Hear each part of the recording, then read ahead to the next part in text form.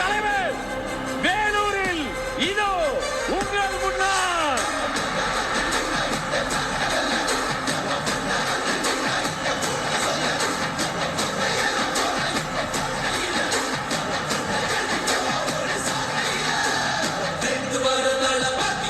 முதல் மாறும் வீதி மக்கள் மன்னன் நாட வர நெருப்பா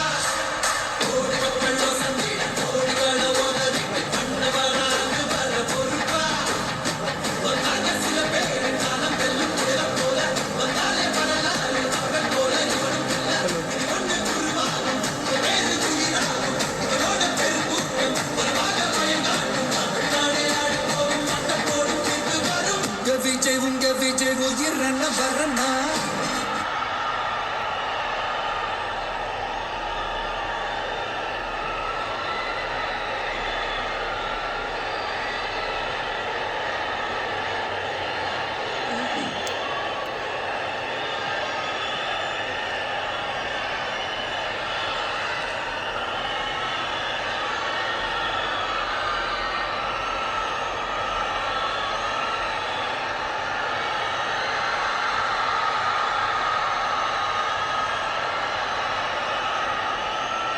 எங்க ஓட்டு எங்க உரிமை.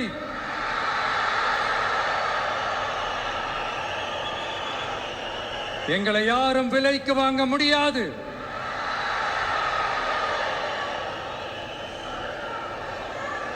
எங்க ஓட்டு விசில் சின்னத்துக்கு தான்.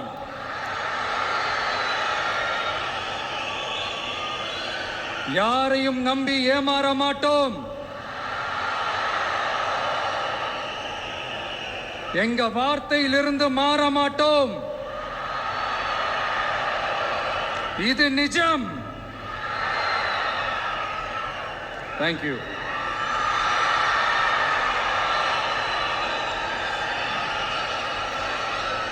ஒரு குட்டி கதையிலிருந்து ஆரம்பிப்போமா?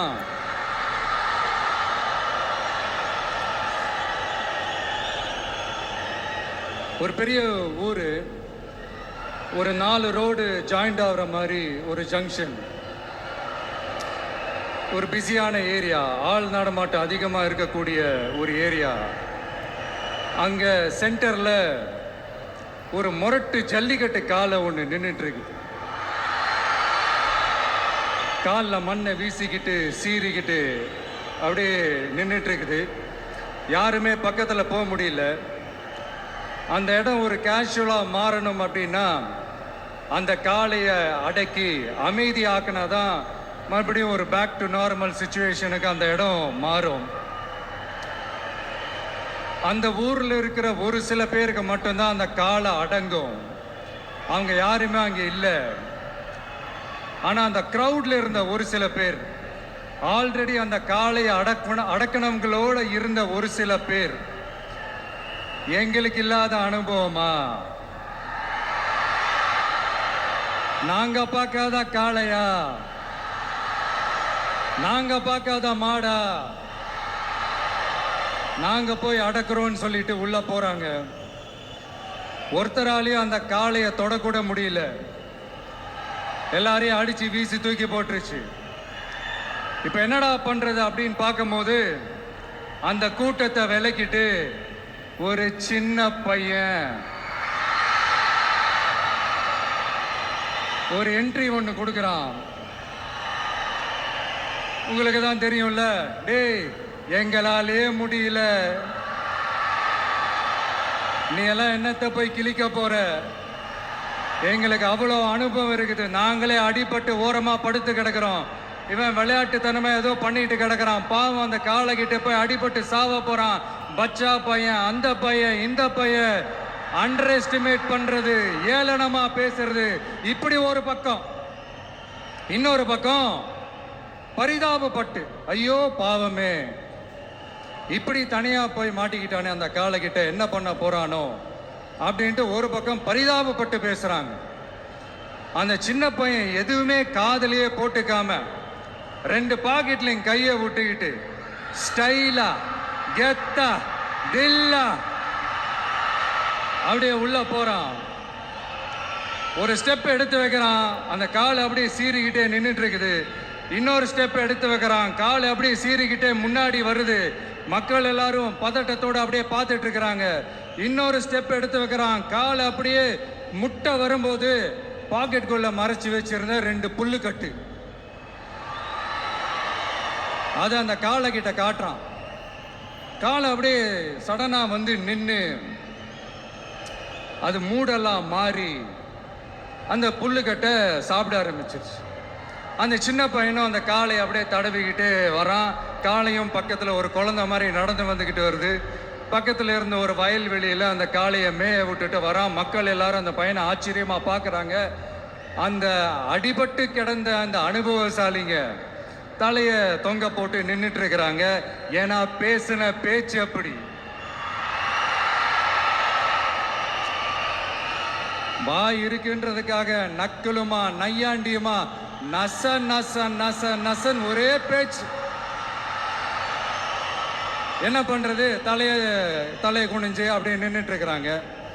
அங்க ஒரு பெரியவர் வர்றார். வந்து அந்த பையன்கிட்ட கேட்கிறாரு, எப்படிப்பா இப்படி ஒரு முரட்டு காலை சீறிட்டு நின்றுட்டு இருந்தது, எப்படி அந்த காளையை அடக்கின அப்படின்னு கேட்டதுக்கு அந்த பையன் சொல்றான், ஐயா எனக்கு அந்த காளையை பார்த்தா கோபமா இருந்த மாதிரிலாம் எனக்கு தெரியல, அந்த காலை பசியோடு இருந்த மாதிரி இருந்தது. அதனால தான் அந்த புல்லுக்கட்டை காமிச்சவொடனே ஓகே நமக்கு தேவையானது கிடைச்சிருச்சு அப்படின்னோடனே அந்த புல்லுக்கட்டை சாப்பிட்டுட்டு நம்மளோட அப்படியே ஜாலியாக வாக்கிங் வந்துருச்சு அப்படின்னு சொன்னான். இதை கேட்ட அந்த பெரியவர் சொன்னாராம், இந்த சின்னவங்க பெரியவங்க அனுபவம் இருக்கிறவங்க அனுபவம் இல்லாதவங்க இதெல்லாம் விஷயமே கிடையாது. யாரா இருந்தாலும் அந்த சூழலுக்கு ஏற்ற மாதிரி அந்த சிச்சுவேஷனுக்கு தகுந்த மாதிரி என்ன பண்ணி அந்த ப்ராப்ளமை சால்வ் பண்றான், ஏது பண்ணி அந்த ப்ராப்ளமை சால்வ் பண்றான், அதுதான் விஷயமே, அதுதான் மேட்ரு. ஸோ நீ சூப்பர்ப்பா, என்ன ப்ராப்ளம் வந்தாலும் நீ சால்வ் பண்ணிடுவ அப்படின்னு முதுகில் தட்டி கொடுத்துட்டு அந்த பெரியவர் போறார். இப்போ அந்த கதையில் அந்த முரட்டு ஜல்லிக்கட்டு காலை தான் நம்ம தமிழ்நாட்டு அரசியல் களம். அந்த பெரியவர் தான் நம்ம தமிழக மக்கள். அந்த பாக்கெட்டுக்குள்ள ஸ்டைலா தில்லா கெத்தா ஒருத்தன் உள்ள வந்தான் பாருங்க, அவன் தான்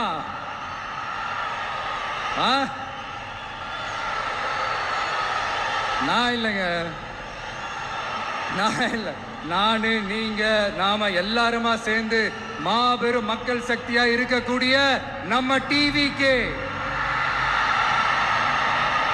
அதுதான் அந்த சின்ன பையன்.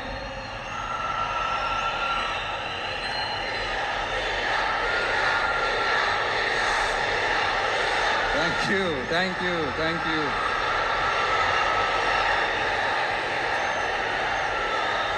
மக்களை நேசிக்கிற ஒரு நல்ல தலைமை இல்லாததுனால இத்தனை வருஷமா வேற வழி இல்லாம ஸ்டாலின் சார் கொடுத்த அந்த பொய்யான வாக்குறுதிகள் எல்லாத்தையும் நம்பி ஏமாந்த நம்ம மக்களுக்கு சரியான நேரத்தில் ஒரு வெகுஜன மக்கள் இயக்கமா வந்தது தான் நம்ம டிவிக்கு.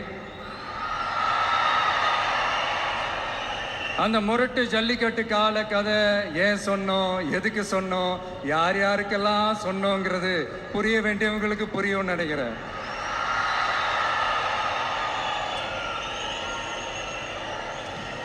இப்போ நாம ஒவ்வொரு வீட்டில் உயிரா உணர்வா இருக்கிறோம்.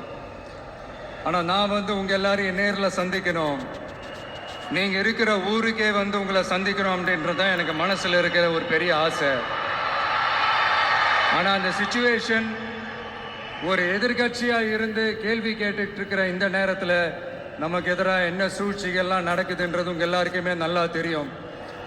அதனால இப்போ உங்களுக்கு ஒரு வாக்குறுதியை கொடுக்கிறேன், நம்மளுடைய ஆட்சி அமைஞ்சதும் ஒவ்வொரு கிராமத்துக்கும் நான் நேரடியா வந்து என்னுடைய சொந்தங்களாகிய உங்க எல்லாரையும் நான் சந்திக்கிறேன்.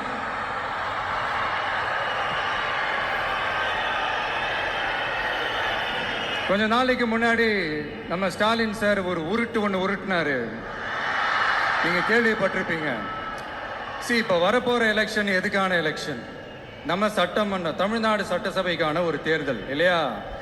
இதே வந்து தமிழ்நாட்டுக்கும் டெல்லிக்குமான ஒரு எலெக்ஷன் அப்படின்னு சொல்றாங்க. இன்னும் கொஞ்சம் மேலே போய் தமிழ்நாட்டுக்கும் என்டிஏவுக்குமான ஒரு எலெக்ஷன் அப்படின்னு சொல்றாங்க. என்ன சார், டெல்லியில் ஏதாவது நிற்க போறீங்களா? அப்புறம் ஏன் தமிழ்நாட்டுக்கும் டெல்லிக்குமான ஒரு எலெக்ஷன் சொல்றீங்க? அப்புறம் இது ஏதாவது பார்லிமெண்ட் எலெக்ஷனா? பிரதமர் பதவிக்கு ஏதாவது போட்டி போடுறீங்களா? அப்புறம் ஏன் அதை தமிழ்நாட்டுக்கும் என்டிஏவுக்குமான ஒரு எலெக்ஷன் சொல்றீங்க? எங்களுக்கு புரியலையே சார், இது என்ன லாஜிக்னு எங்களுக்கு புரியலையே. எந்த எலெக்ஷனை எப்படி டீல் பண்ணணும், எப்படி ஹேண்டில் பண்ணணுன்றது நம்ம தமிழ்நாட்டு மக்களுக்கு தெளிவாக தெரியும். நம்ம தமிழ்நாட்டு மக்கள் மாதிரி ஒரு தெளிவான மக்களை நீங்க பார்க்கவே முடியாது. சூப்பர் கிளாரிட்டியோட சூப்பர் மக்கள் சார் நம்ம மக்கள். இந்த போருக்கு போறதுக்கு முன்னாடி தான் இந்த படை பரிவாரங்களோட போவாங்கன்னு கேள்விப்பட்டிருக்கிறேன். ஆனா நீங்க என்னடானா இந்த ஒன்றுத்துக்கும் உதவாத இந்த பால் டப்பாவை உருட்டிக்கிட்டு இருக்கீங்களே சார். உண்மையிலே இந்த எலெக்ஷன் எதுக்கான எலெக்ஷன் சொல்லட்டுமா?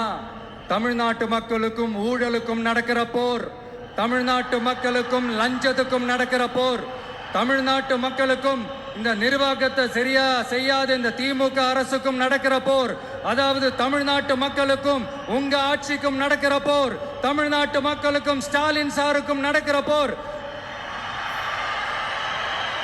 இன்னும் சுருக்கமா சொல்லணும்னா விஜய்க்கும் ஸ்டாலின் சாருக்கும் நடக்கிற போர்.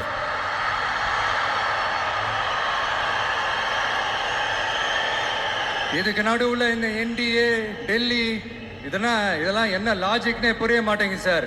தமிழ்நாடு தான் விஜய், இந்த விஜய் தான் தமிழ்நாடு. தூய சக்தி டிவிகேவுக்கும் தீய சக்தி டிஎம்கேவுக்கும் தான் இந்த போர். இப்படி உக்கிரமா இருக்கிற இந்த போர்ல மறுபடியும் ஒன்னுத்துக்கும் உதவாத இந்த பால் டப்பாவை உருட்டிக்கிட்டு இன்னொரு காமெடி வேற. அது என்னடானா அவரோட ஆட்சியில தான் தமிழ்நாடு சூப்பர் ஸ்டார் மாநிலமா இருக்குதான். கரெக்ட், தமிழ்நாடு சூப்பர் ஸ்டார் மாநிலம் தான். காமராஜர் அவர்கள் டைம்ல, அண்ணா அவர்கள் டைம்ல, எம்ஜிஆர் அவர்களோட ஆட்சியில. இன்னைக்கு ஒன்னுத்துக்கும் உதவாத இந்த உல்டா மாடல் ஆட்சியில தமிழ்நாடு சூப்பர் ஸ்டார் மாநிலமாலாம் ஒண்ணு இல்ல, சூப்பர் ஸ்டாண்ட் அப் காமெடிக்காரர் நடத்துற மாநிலமா மாறிடுச்சு. மக்களே, உங்களுக்காக மட்டுமே தான் வர தடைகள், சதிகள், சூழ்ச்சிகள் எல்லாத்தையும் தாண்டி இந்த 2026 இந்த தேர்தல்ல டிவிக்கு தில்லா நிற்கும்.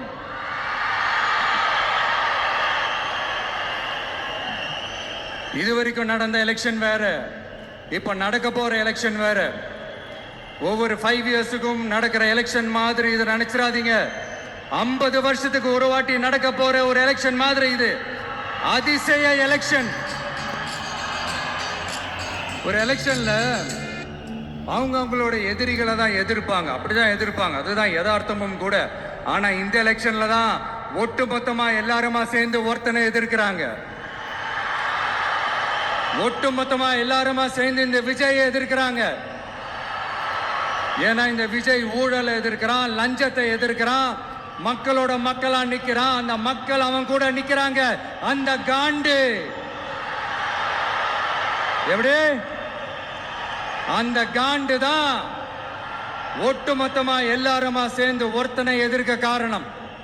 நீங்க எப்படி வேணா எதிர்த்துக்கங்க, ஆனா போட்டி 2 பேருக்கு நடுவில் உள்ளதான். ஒண்ணு இன்னொன்னு. இந்த எலெக்ஷன் டேல மேக்சிமம் என்ன பண்ணுவீங்க? போவீங்க, ஓட்டு போடுவீங்க, வருவீங்க, அவ்வளவுதான் உங்களுடைய பார்ட்டிசிபேஷன்.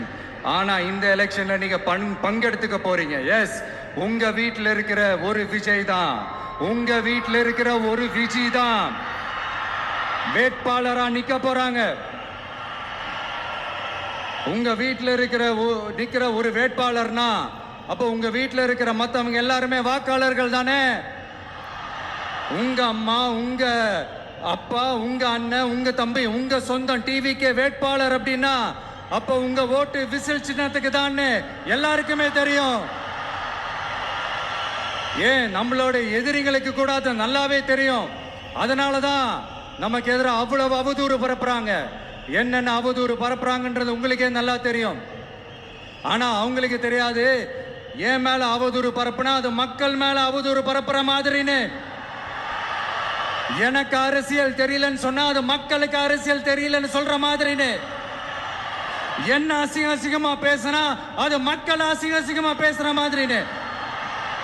எனக்கு எதிராக செய்யற ஒவ்வொரு செயலும் அது மக்களுக்கு எதிராக செய்யற செயல் அவங்களுக்கு தெரியாம போச்சு. இந்த விஜயும் மக்களும் வேறு வேறு இல்லை. இந்த விஜயும் மக்களும் ரத்தமும் சதையும் மாறி உடலும் உயிரும் மாறி ஒன்னிலிருந்து ஒண்ண பிரிக்கவே முடியாது. எஸ், சென்சிட்டிவான சென்டிமெண்ட், அது சென்சிட்டிவான சென்டிமெண்ட்.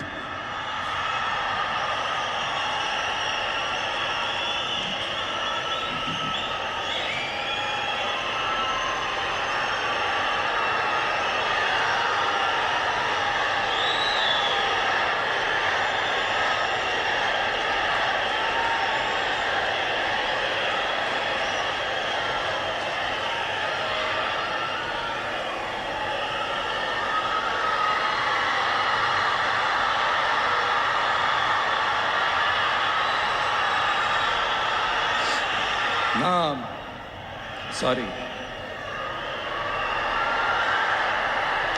இதை யாரும் அசைக்க முடியாது. மக்களை நேசிக்கிற விஜய் வேணுமா? மக்கள் விரோத ஆட்சி நடத்துற ஸ்டாலின் சார் வேணுமா? இந்த விஜய் நம்புறீங்களா? ஸ்டாலின் சார் நம்புறீங்களா? Proof, this is the proof.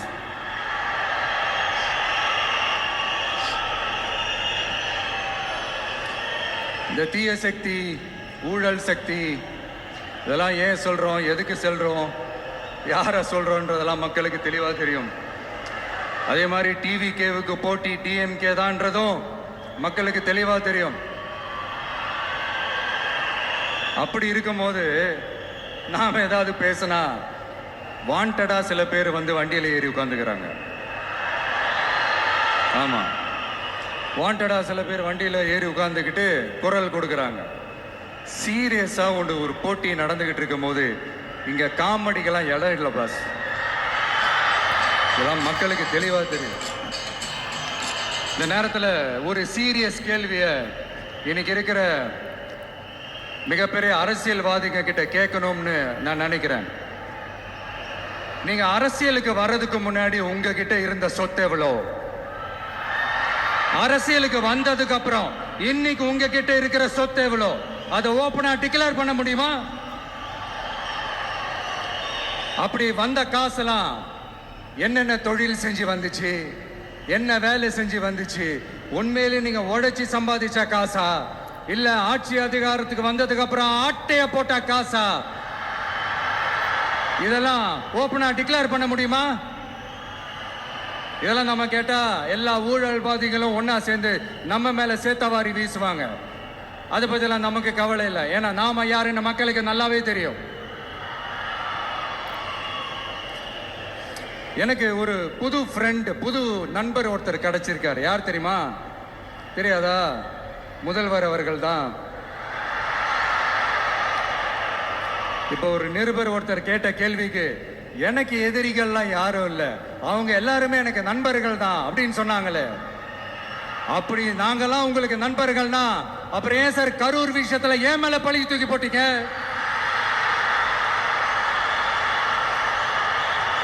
உங்களுக்கு மனசாட்சின்னு ஒண்ணு இருந்தா அப்படி பேசிருப்பீங்களா?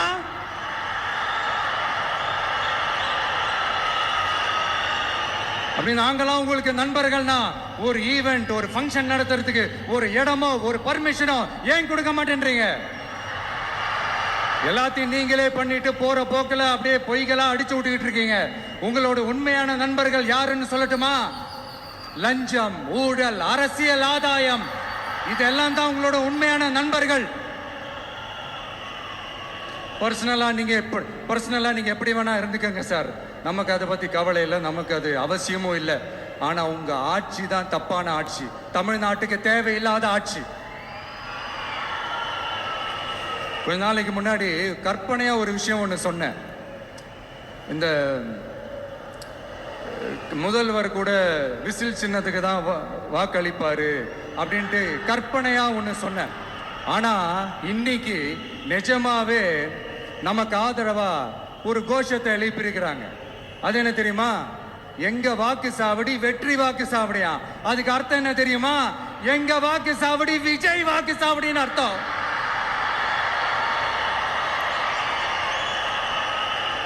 அது சரி, மக்களோட இந்த ஆதரவை பார்த்துட்டு அவர் அறியாமலே எப்படி பேசிட்டாரு என்னமோ தெரியல. 50 வருஷம் எக்ஸ்பீரியன்ஸ் அரசியல்ல, உண்மை என்னன்னு ஒத்துக்கிட்டு தானே ஆகணும்.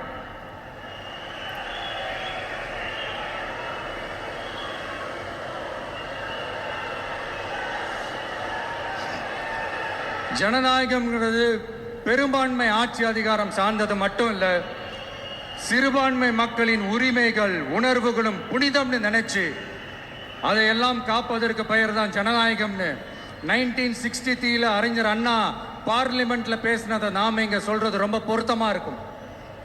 அறிஞர் அண்ணா சொன்னது தான் டிவிகேவோட நிலைப்பாடும்.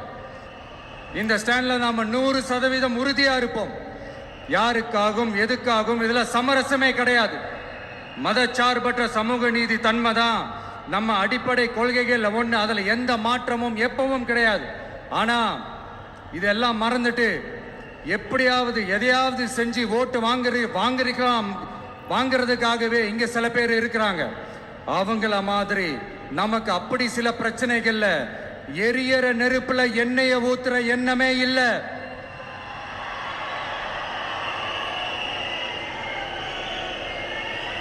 இங்க சில அரசியல் கட்சிகளும் சில அரசியல் தலைவர்களும் ஒரு சில நேரங்களில் அமைதியா இருந்தாலே போதும், ஒரு பிரச்சனையும் வராது. இப்போ கரண்ட்ல இருக்கிற சில பிரச்சனைக்கு வருவோம். இந்த கரண்ட் பிரச்சனைக்கு வருவோம். மாசம் மாசம் கரண்ட் பில்லு கட்டுற மாதிரி மாத்துவோம்னு சொன்னீங்களே, செஞ்சீங்களா? நிறைய வீடுகள்ல 100 யூனிட் தான் அந்த கரண்ட் செலவாகுது ஒரு மாசத்துக்கு. மாசம் மாசம் நீங்க அந்த பில்லு கொடுத்தீங்கன்னா அவங்களுக்கு அது ஃப்ரீ ஆயிடும். அவங்க அந்த காசு கட்ட தேவையே இல்லை. ஆனா 2 மாசத்துக்கு ஒரு வாட்டி அந்த பில்லு கொடுத்தீங்கன்னா, இப்ப சப்போஸ் அது 200 யூனிட்டுக்கு மேல போச்சுன்னா அது அவங்களுக்கு ஒரு மிகப்பெரிய சுமை தானே. இது எந்த கணக்கில் எடுத்துக்கிறது? ஒரு மாதிரி ஒரு மாடர்ன் கரப்ஷன் அப்படின்னு எடுத்துக்கலாமா? அடுத்து பஸ் வசதி. நிறைய கிராமங்கள்ல பஸ் வசதி இல்லைன்னு சொன்னா இந்த ஒட்டுமொத்த திமுக அரசும் கத்திக்கிட்டு வந்துருவாங்க. நாங்க பஸ் விடாத கிராமங்களே இல்ல அப்படின்னு சொல்லுவாங்க. அப்படி அது உண்மை அப்படின்னா முதல்வர் அவர்கள் கிட்ட நம்ம தங்கச்சி ஒருத்தவங்க ஒரு கேள்வி கேட்டாங்களே, எங்க ஊருக்கு ஒரு மினி பஸ் ஆவது விடுங்க சார் அப்படின்னு கேட்டாங்களே, அது எந்த கணக்குல எடுத்துக்கிறது? நிறைய மலை கிராமங்கள்ல பஸ் வசதி இல்ல, நிறைய மலை கிராமங்கள்ல ஹாஸ்பிட்டல் வசதி இல்ல. இது ரெண்டுமே எவ்வளவு முக்கியமான ஒரு விஷயங்கள். பஸ் வசதியும் ஹாஸ்பிட்டல் வசதியும் இல்லாததுனால வீட்டிலேயே பிரசவம் பார்க்கிற அந்த ஆபத்து இருக்குதுன்னு எவ்வளவு நியூஸ் பார்க்கிறோம். இதெல்லாம் எந்த கணக்கில் சேர்த்துக்கிறது? அடுத்து இது எல்லா மீட்டிங்லயும் பேசுறதுதான் பெண்களுக்கு பாதுகாப்பு நம்பர் 1 இருக்குது தமிழ்நாட்டில் அப்படின்னு சொல்றாங்க. அப்புறம் அது என்ன வி சேஃப் மாடலா? பெண்கள் என்ன சொல்றாங்க தெரியுமா?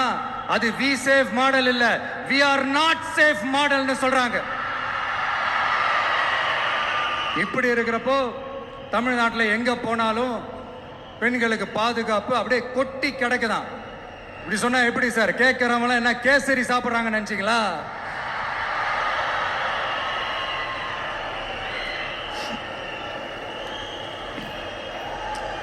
அடுத்து இந்த சட்டம் ஒழுங்கு, அது காணாம போய் ரொம்ப நாள் ஆச்சு.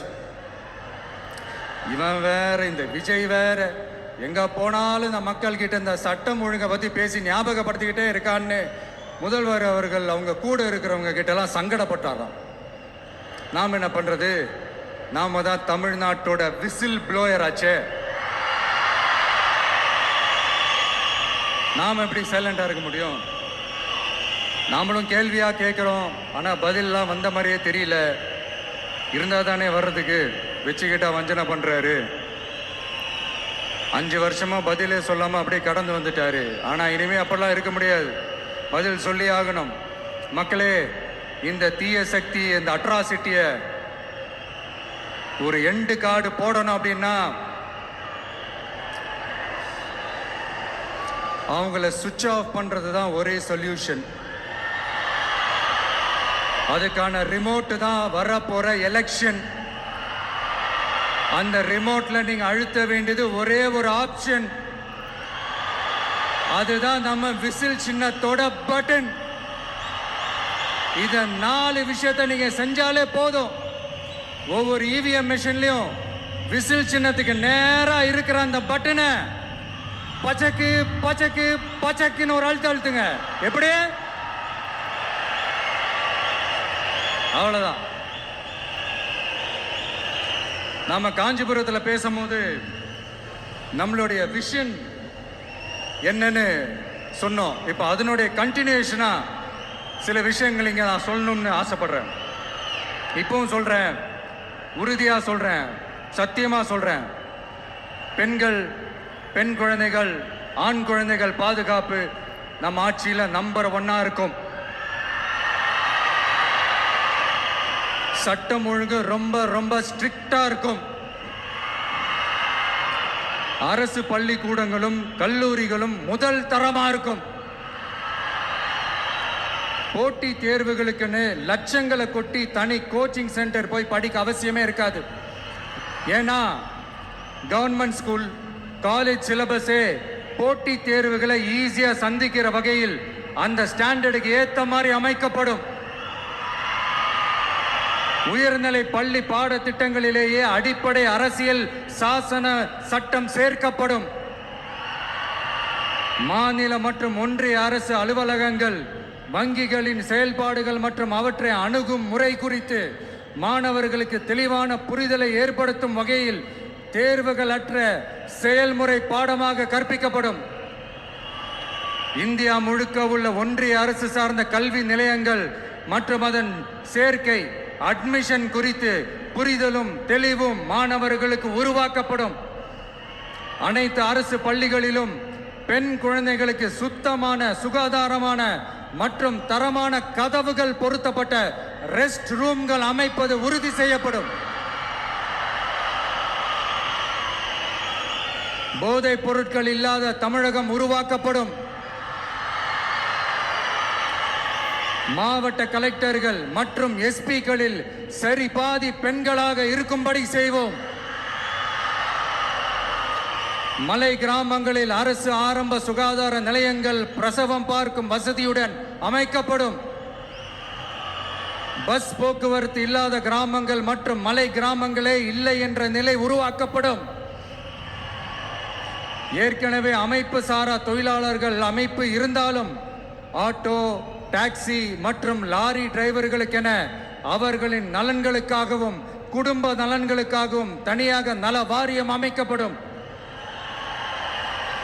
தென் தமிழகம் உட்பட தமிழகத்தின் தேவையான பகுதிகளில் தொழிற்சாலைகள் அமைக்கவும் தொழில் வளம் பெருக்கவும் தனி கவனம் செலுத்தப்படும். விவசாயிகள், மீனவர்கள் மற்றும் நெசவாளர்களின் கருத்துக்களை அறிந்து அவர்களுக்கான திட்டங்கள் காலத்தின் தேவைக்கேற்ப உருவாக்கப்படும்.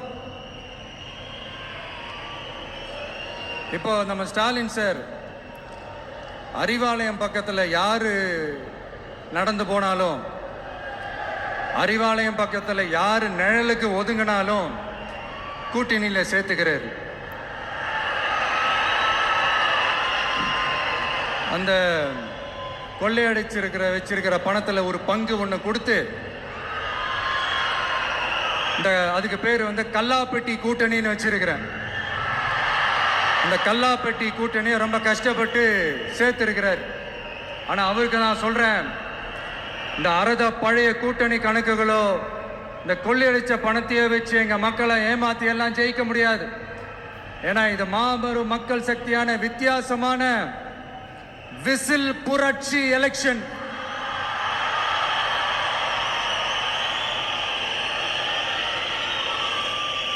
உங்களோட நான் இருக்கேன், நம்மளோட நம்ம மக்கள் இருக்கிறாங்க. இதுக்கு மேல என்ன வேணும்? கான்பிடென்டா இருங்க, நல்லதே நடக்கும், வெற்றி நிச்சயம். மீண்டும் சந்திக்கும் வரை நன்றி, வணக்கம். என் நண்பர்களே, ஒரு சின்ன ரிக்வெஸ்ட், நான் திருப்பி இங்கிருந்து நான் 4 ஹவர்ஸ் சென்னைக்கு போகணும். தயவு செஞ்சு யாரும் என் வண்டிக்கு பின்னாடியோ என் வண்டி சைட்லேயோ பைக்கில் வராதிங்க. உங்களை நான் கெஞ்சி கேட்டுக்கிறேன். தேங்க்யூ.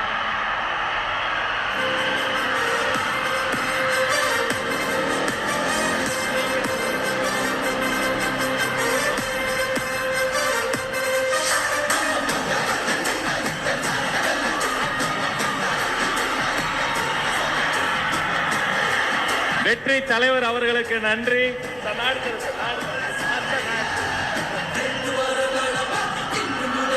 வேலூர் கழகத்தின் சார்பில் மாவட்ட கழக செயலாளர்கள் அண்ணன் வேல்முருகன் வெற்றிவேல் வீரவேலை வழங்குகிறார். அவரோடு நவீன், வினோத் கண்ணன், இமுத்தியாஸ், தனசேகர் அத்தனை பேரும் சிறப்பு பரிசுகள் வழங்குகிறார்கள். ஒரு கையில் வேல், ஒரு கையில் வெற்றி வாள்.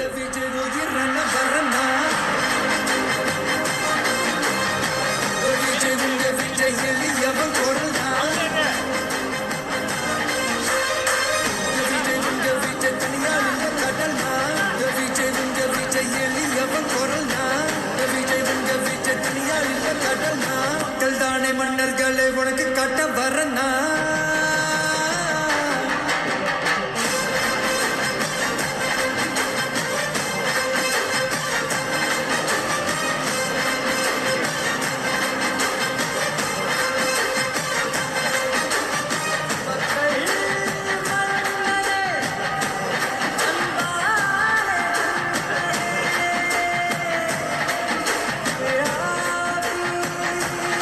வேலூர் கழகத்தின் சார்பில் வெள்ளி யானை வழங்குகிறார்கள். இது வெள்ளி யானை மட்டுமல்ல, வேலூர் வழங்கிய வெற்றி யானை. அவர் கையில்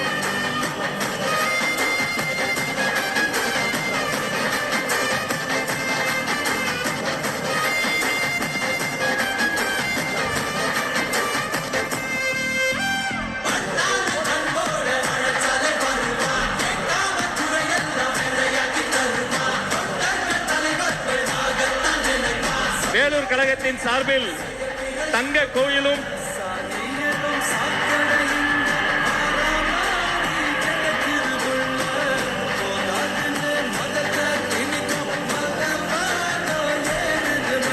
வெற்றி தலைவருக்கு செங்கோல் பரிசாக வழங்குகிறது வேலூர் மாவட்டம்.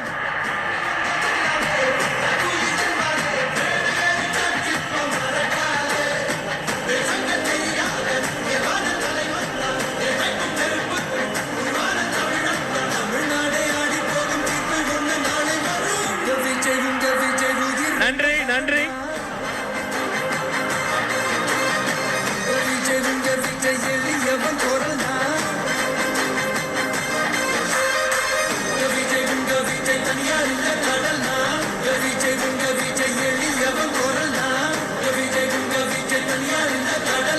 மக்கள் தானே மன்னர்களை உனக்கு கட்ட வரனா.